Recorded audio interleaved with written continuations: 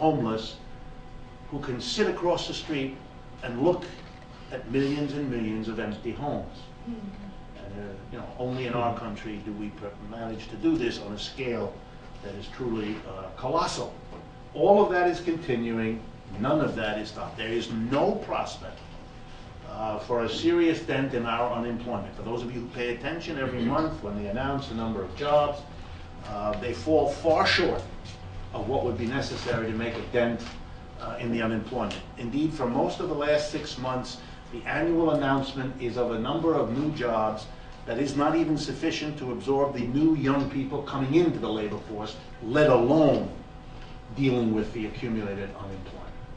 And since unemployment is severely underreported anyway, the problem is in some measure worse than what we know. Last thing is, there is some fallout that is beginning to become so severe that there are societies that are literally disintegrating.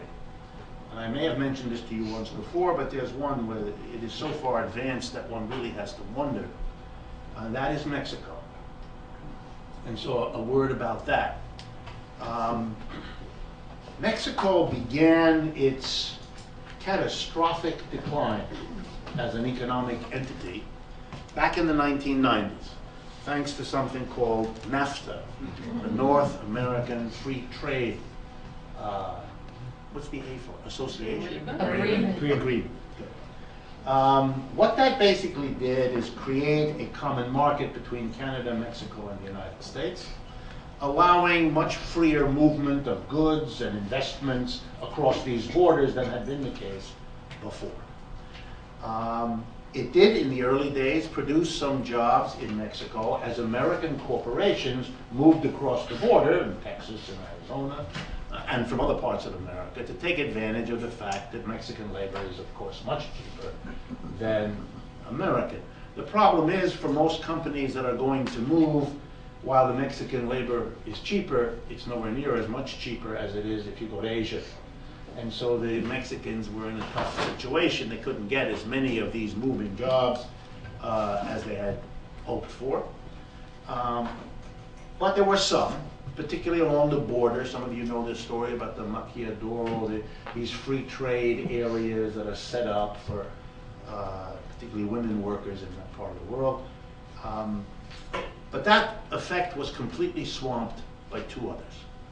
And since I don't have a lot of time, I just want to go over one of them.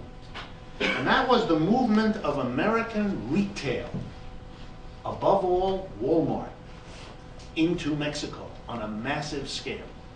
And why was that important? Because now Walmart could go quickly and easily because of NAFTA. It was important because, as in many poor rural countries, the role of storekeeper or merchant is much more decentralized than we're used to. Every village, I'm going to exaggerate now, but not by much. Every village in Mexico has, every 15th house is a family which, whatever else it does to make a living, keeps some bags of rice and some beans and some cloth and stuff. And the local people in the village come to that family's house to do a little trading. And they make a little money by having a garage or a little adjunct building where they buy stuff from the wholesaler and they resell it to their neighbors, basically. When Walmart comes in, since it doesn't buy 20 bags of rice at a time, but 20,000 bags of rice or 200,000 bags of rice, it can get the rice at a much cheaper price than the local Mexican family that's in each village or each portion of a village.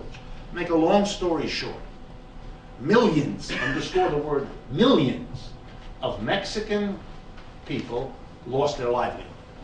The little bit of trading they did in their neighborhood, in their back of their house, out of their garage or whatever, was the difference between survival and no survival for them.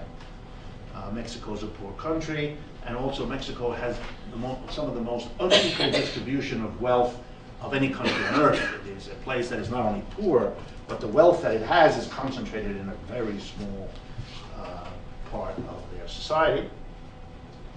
The end result, starting in the 1990s, I mean, it actually started earlier, but it really became a flood. Millions of Mexicans were faced with basically two choices: stay in Mexico and die. If not literally, then slowly from all the results of having no work, no possibility of work, and not enough income, or leave. And if you left, you can't go east or west because there's water. And there would be no point in going south because those countries are even worse shape than you're in, so you come north. You come into the United States. And starting in the 1990s and up until 2006, Mexicans left Mexico in huge numbers, which most of you should have noticed since they're all over the place, working in the restaurants and in the hospitals and in the car washes and in retail and a whole lot of places. But one of the things that brought them most was the boom in housing in the United States, construction. Mexican workers came here and became the workers who built up the housing boom that has carried our economy during the 1990s and ever since up until 2006. The crazy building boom that was fueled by all the mortgage lending that we've talked about.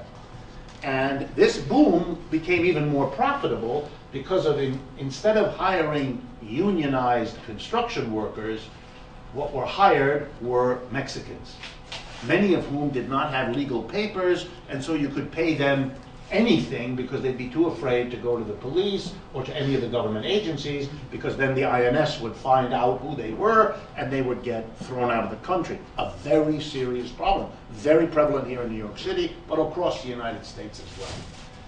In the 90s and up until 2006, this solved Mexico's problem. I want to stress that. It solved Mexico's problem. Why? Mexico got rid of millions of people who would have made life in Mexico unlivable by their misery, their anger, their stealing, their rage, whatever. Those people left, and they went to the United States where they were no longer a problem for the Mexican economy, which hadn't the resource to deal with them. Or let's put it differently. They had the resources, but they were in the hands of the wealthy minority who would in no way use those resources to help those people or to hire them. So Mexico solved its problem, the end of a retail sector for Mexicans, by exporting millions of Mexicans to the United States. But it helped Mexico in a second way. Those Mexicans who came to the United States in the 90s and up until 2006 got jobs here, and they earned money, and they lived very frugally, often clumped many in small housing units together. And they did that in order to send money back to Mexico. These things are called remittances. For much of the 1990s and up until 2006, remittances were the second largest flow of money into Mexico, more important than all of their other exports, with the exception of oil.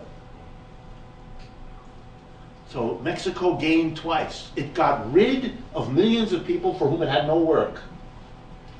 And it earned tons of money coming back from each of those exported workers, sharing with Mexico that part of their income in the United States that they didn't spend here. And for Mexico, it saved them from a very bad situation. However, come 2006, the good news became horrific news. As construction collapsed in the United States, as our housing market went into a decline from which it has not yet come out, the first people fired were the Mexican construction workers. Millions of them, legal and illegal. Huge numbers of them, therefore, lost their income.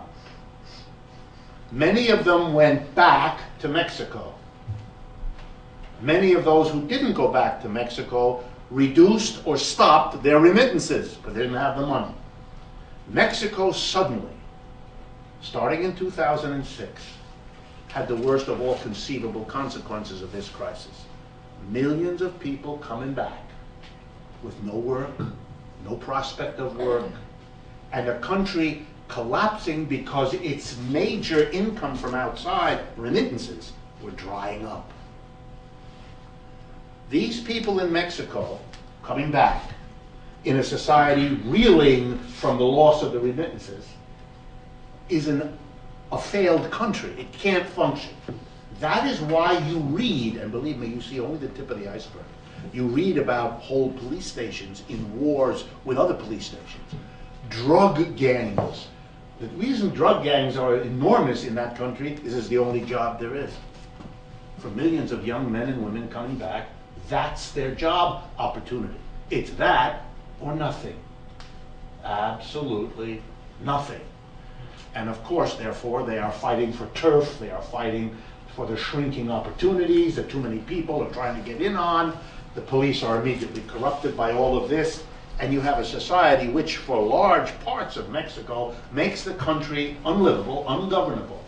It is a concentrated effect of this global crisis happening in one particular country. It's not the only country, but it's an example of how the crisis, which comes out of an uneven developing global capitalism, also impacts very unevenly, producing complete chaos. But because this is an important country, because it's on the border of the United States, that problem is becoming an American problem. There are possibilities of huge waves of immigrants, desperate, coming across to survive. And where will they be put? Same problem that happens in other parts of the world when they have mass migration of desperate people. There'll have to be camps set up for them. Where? In Texas, in Arizona, and New Mexico, where the people are real eager for that, as you well know. So you're looking at potentials for social crises and horrific experiences. Unless something is done, and there's nothing on the horizon that looks to be done, this is a situation that is already beyond words in its horror. I mean, I don't know how many of you follow it, but they're discovering mass graves every week, once here or there.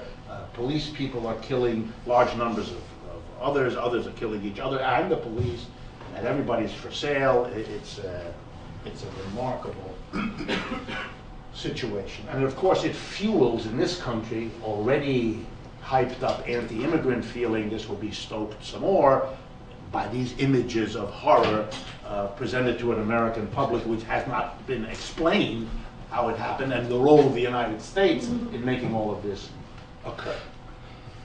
Okay. So the bottom line of all of this is the crisis is continuing. There really is no let-up. The short period, roughly from March 2009 to roughly April 2010,